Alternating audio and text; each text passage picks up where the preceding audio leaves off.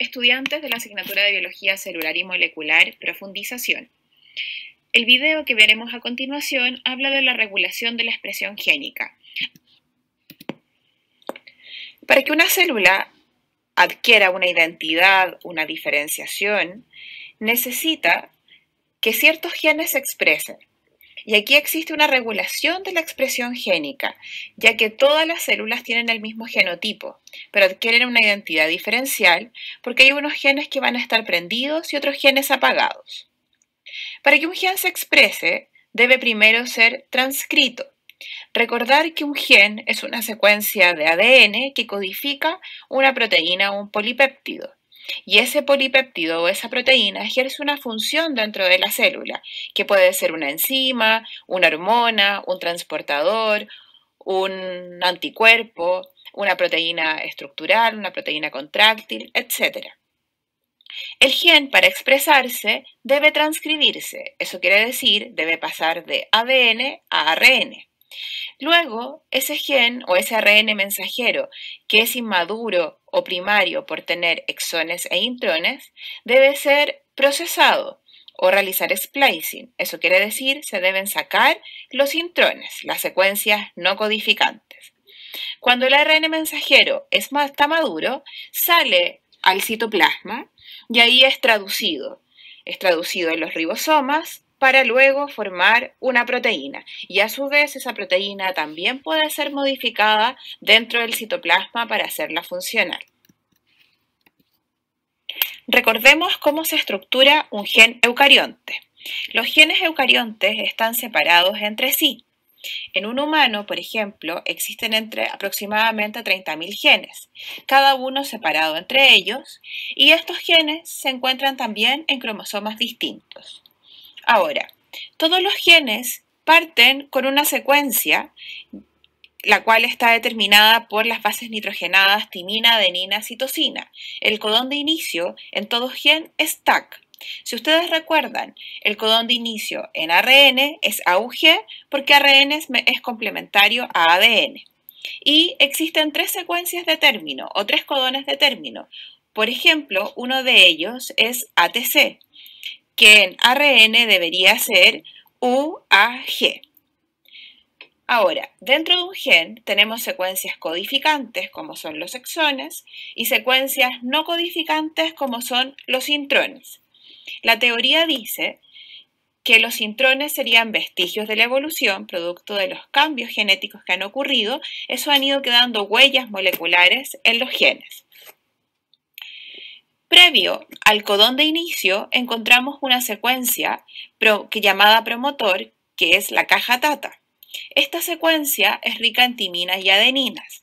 Y a esta secuencia se unen los factores de transcripción que permiten que la ARN polimerasa se una y el gen pueda ser transcrito.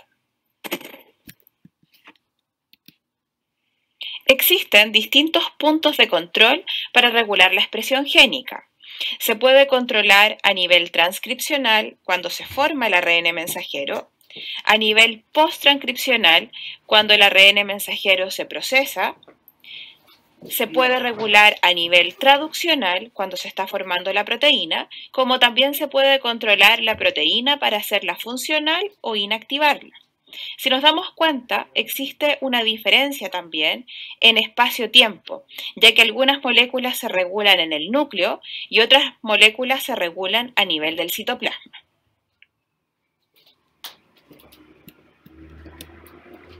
La epigenética son cambios heredables que ocurren en la expresión de los genes.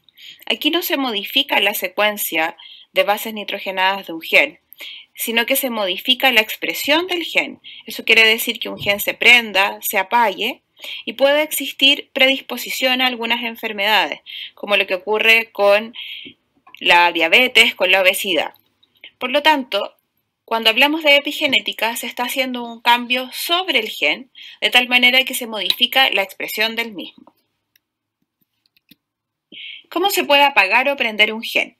Un gen se puede apagar cuando el gen está muy compactado, cuando la cromatina está tan enrollada en las histonas que es imposible que el promotor queda expuesto para la expresión génica, para la unión de los factores de transcripción. Por lo tanto, todos aquellos genes que están muy condensados no van a ser transcripcionalmente activos. Puede ser que en una célula de un tejido X algún gen esté muy compactado y no esté activo porque no es necesario para esa célula, pero en otro tipo de célula, en otro tipo de tejido, ese gen esté menos compactado y por lo tanto pueda ser funcionalmente transcrito y expresado. La imagen nos muestra cómo molecularmente un gen se puede estar prendido o apagado. La imagen de arriba nos muestra un gen apagado porque la cromatina está altamente condensada, por lo tanto es imposible que se transcriba.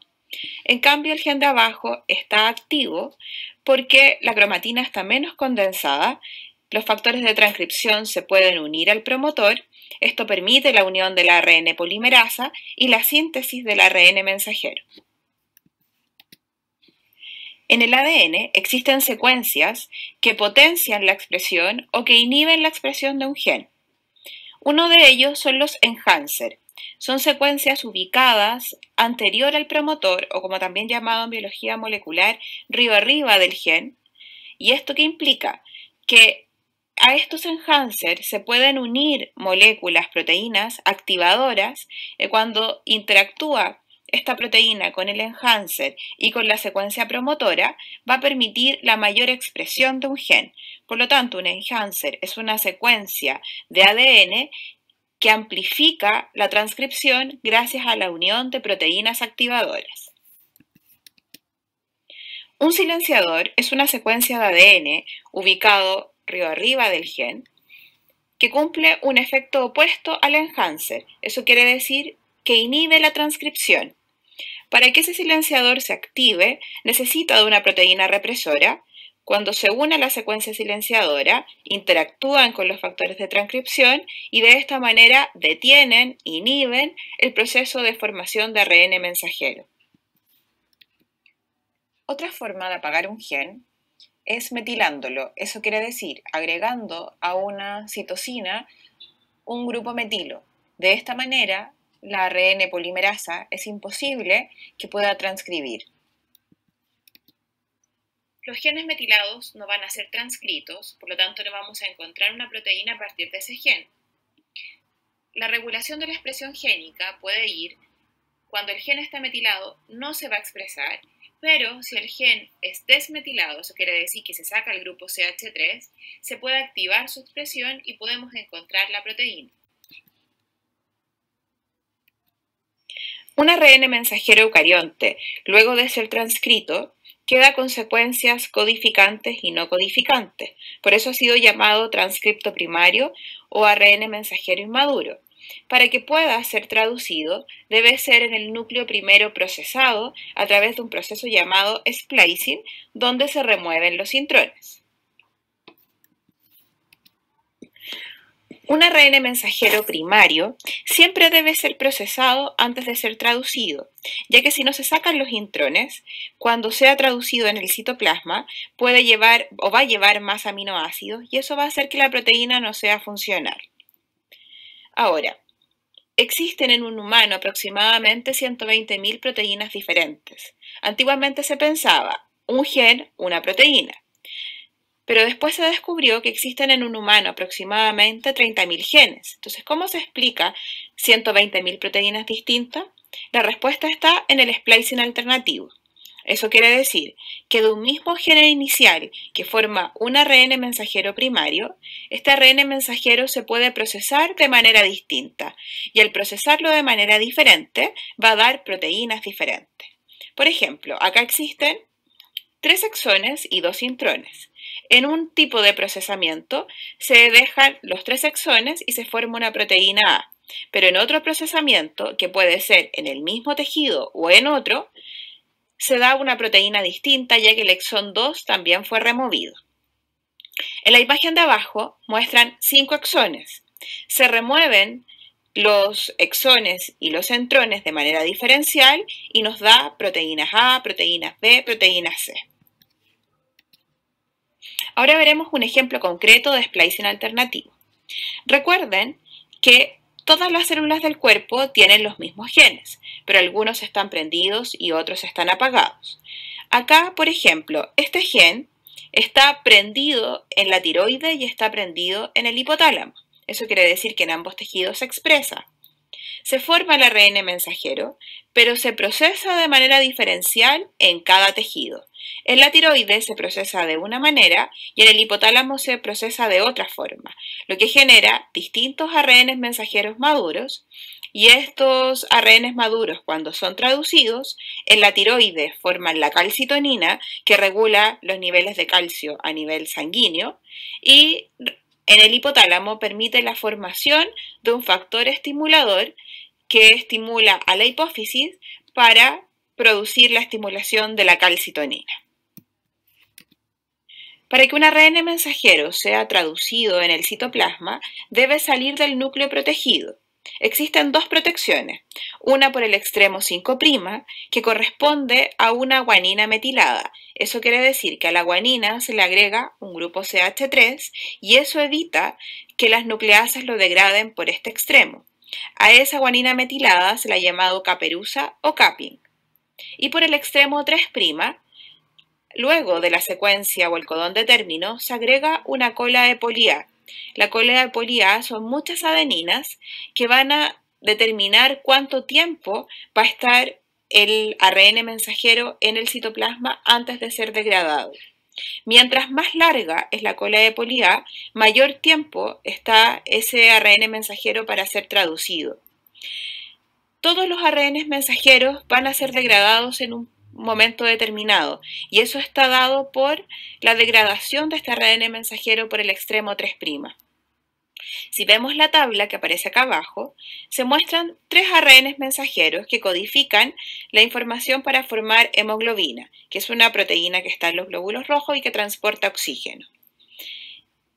El caso 1, la secuencia de ARN mensajero, tiene entre 20 y 30 adeninas. Por lo tanto, es traducido y permanece en el citoplasma unas 24 horas. Por lo tanto, de ahí se va a producir una mayor cantidad de hemoglobina. El segundo caso, un ARN mensajero que tenga tan solo 10 adeninas, sí es traducido, pero permanece un menor tiempo en el citoplasma. Por lo tanto, vamos a tener una menor concentración de hemoglobina. Y el tercer caso, este ARN mensajero no tiene adeninas, por lo tanto, no hay traducción, vive solamente 15 minutos o permanece 15 minutos en el citoplasma y luego es rápidamente degradado por las nucleasas. Por lo tanto, aquí no vamos a encontrar hemoglobina en el medio. En resumen, para que un ARN mensajero sea traducido, debe ser protegido y el largo de la cola de poli A determina cuánto tiempo va a permanecer ese ARN mensajero en el citoplasma antes de ser degradado. Todos los ARN son degradados en el citoplasma, aunque el ARN de transferencia y el ARN ribosomal son mucho más estables y permanecen más tiempo en la célula. En cambio, los ARN mensajeros pueden estar disponibles horas, minutos, meses, y eso va a estar determinado por el largo de la cola de poli A. Y esto puede cambiar en respuesta a señales reguladoras, por ejemplo, señales hormonales. Algunas proteínas, luego de ser traducidas, no quedan activas inmediatamente y necesitan de algunos mecanismos para activarse. Por ejemplo, hay proteínas que necesitan ser fosforiladas para volverlas activas. Entonces acá en la imagen nos muestran proteína desfosforilada inactiva, pero cuando una proteína quinasa, una enzima, le agrega un grupo fosfato proveniente del ATP, esta molécula queda activa.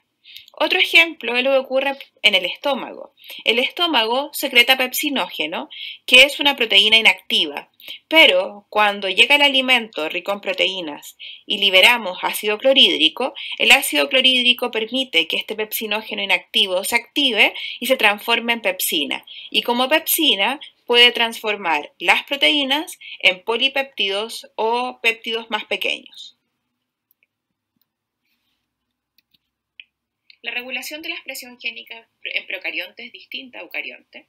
La principal diferencia es que procarionte no presenta intrones, por lo tanto, los genes eucariontes o el ARN mensajero no debe ser procesado. Ahora, La regulación de la expresión génica en procariontes se ha estudiado a través del sistema de operón. El operón es un conjunto de genes que están agrupados y ordenados para dar como resultado un ARN mensajero policistrónico del cual se puede formar varias proteínas al mismo tiempo. Como vemos en esta estructura, tenemos los genes estructurales. Aquí están representados 4 genes estructurales que formarían 4 proteínas o enzimas que participarían en un mismo proceso. Esto hace que el proceso sea mucho más eficiente, ya que de estos genes se formaría solo un ARN mensajero y de ese ARN mensajero saldrían las 4 enzimas distintas. Ahora, para regular la expresión de ese gen, existe un promotor, que es un promotor similar al promotor eucarionte, al cual se unen factores de transcripción y permiten la unión de la ARN polimerasa para transcribir el gen. Hay un gen regulador que produce una proteína reguladora que puede bloquear o activar a un gen operador o a una secuencia operadora, la que va a permitir la transcripción o la inhibición de la transcripción. El primer operón que se explicó fue el operón lactosa. La lactosa es un disacárido formado por glucosa y galactosa. Sirve como energía a la bacteria para obtener ATP.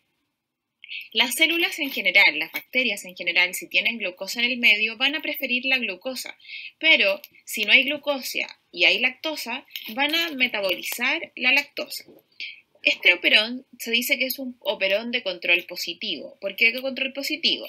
Porque en presencia de lactosa el operón se activa.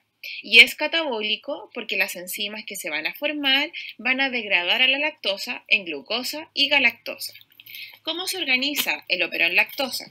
El operón lactosa está formado por un gen regulador I, que va a expresar un ARN mensajero I, que va a formar por traducción una proteína represora, que en ausencia de lactosa, esta proteína represora va a evitar que las enzimas que participan en la degradación de lactosa se formen.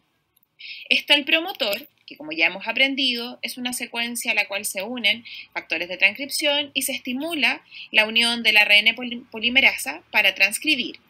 Y la secuencia operadora, a ella se va a unir la proteína represora cuando la lactosa no esté presente.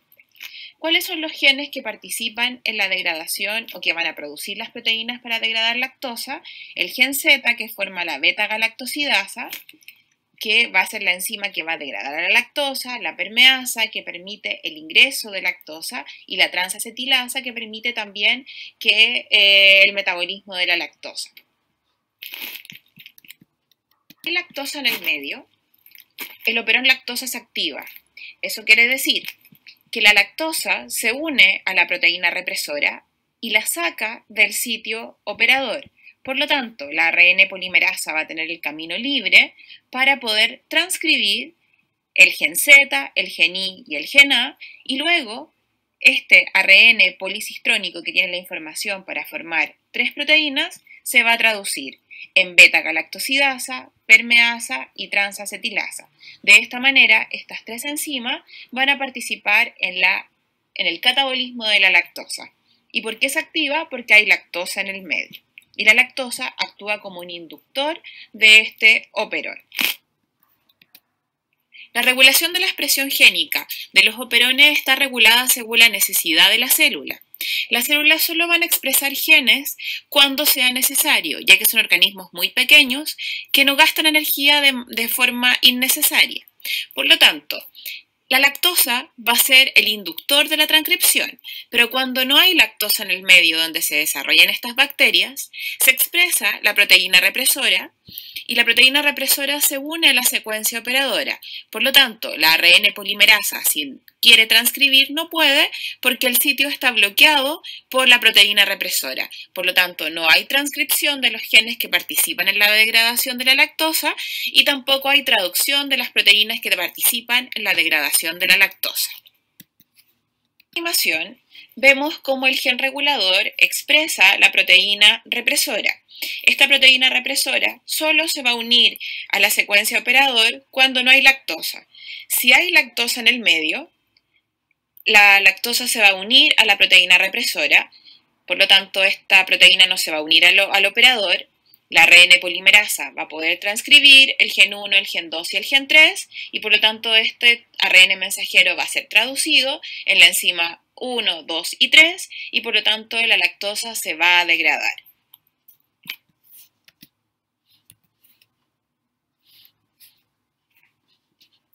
El operón triptófano tiene un control negativo anabólico. Eso quiere decir que en presencia de triptófano el operón no se expresa. Tenemos un gen regulador que expresa la proteína represora, el promotor y la secuencia operadora. Para poder formar triptófano se necesita de 3 genes, A, B, C, D y E, que son las enzimas que van a participar en la formación de este aminoácido. El triptófano es un aminoácido y tiene un control negativo, ya que en presencia de él el operón no se expresa y es anabólico porque las enzimas que se van a formar van a participar en la síntesis de este aminoácido. Otro operón que se ha descrito es el operón triptófano. El triptófano es un aminoácido. En este caso tiene un control negativo. Eso quiere decir que cuando hay triptófano en el medio, el operón no se expresa. ¿Por qué? Porque no hay que formar triptófano porque este ya está en el medio. Y tiene un mecanismo anabólico. Eso quiere decir que las enzimas que se van a formar van a participar en la formación de este aminoácido. Ahora, tenemos un gen regulador que se expresa y genera una proteína represora. La proteína represora solo se va a unir al gen operador cuando hay triptófano en el medio y de esta manera bloquea la acción de la ARN polimerasa para no transcribir los genes E, D, C, B, A, que son las proteínas que participan en la síntesis de este aminoácido. Cuando no hay triptófano en el medio, la proteína represora no se une a la secuencia operadora. Por lo tanto, la ARN polimerasa que se une al promotor puede seguir la transcripción. Por lo tanto, se transcriben los genes A, B, C, D, E, se forma un ARN mensajero y ese ARN mensajero luego se es traducido en las 5 enzimas que participan en la formación de triptófano. La animación nos muestra que no existe triptófano en el medio. Por lo tanto, la proteína represora está inactiva porque no hay triptófano, entonces por lo tanto no se une al operador y la ARN polimerasa puede transcribir los 5 genes y luego estos genes son traducidos para formar las 5 enzimas que van a formar triptófano. A manera de resumen, existen diferencias en la expresión génica entre eucarionte y procarionte. La primera que podemos ver es que la expresión génica en eucarionte ocurre en lugares distintos. En eucarionte ocurre en el núcleo, la transcripción y el splicing, en cambio la traducción ocurre en el citoplasma. Procarionte acopla sus procesos de transcripción y traducción generando estos mecanismos de operón, donde tiene varios genes relacionados con el mismo proceso juntos y de esta manera se pueden formar las enzimas que se necesitan de manera más eficiente. En cambio, eucarionte tiene los genes separados en distintos cromosomas para un mismo proceso. Por lo tanto, para formar 5 enzimas que participen en un proceso en eucarionte, hay que transcribir, hay que procesar y traducir de manera independiente cada gen. Otra cosa importante, recuerden que los genes eucarionte tienen intrones, secuencias que no codifican y deben ser removidas. En cambio, procarionte no tiene intrones, todas sus secuencias son codificantes, por lo tanto no existe el mecanismo de splicing. Además, ambos mecanismos pueden tener regulaciones exógenas relacionados con qué necesita, aunque procarionte es mucho más eficiente desde esa perspectiva y los operones, como vimos, pueden tener control positivo o control negativo dependiendo de la necesidad de la célula. Estos son algunos mecanismos de regulación de la expresión génica que permiten a la célula expresar genes en un momento dado, en un tejido determinado, lo que permite llevar a una diferenciación celular.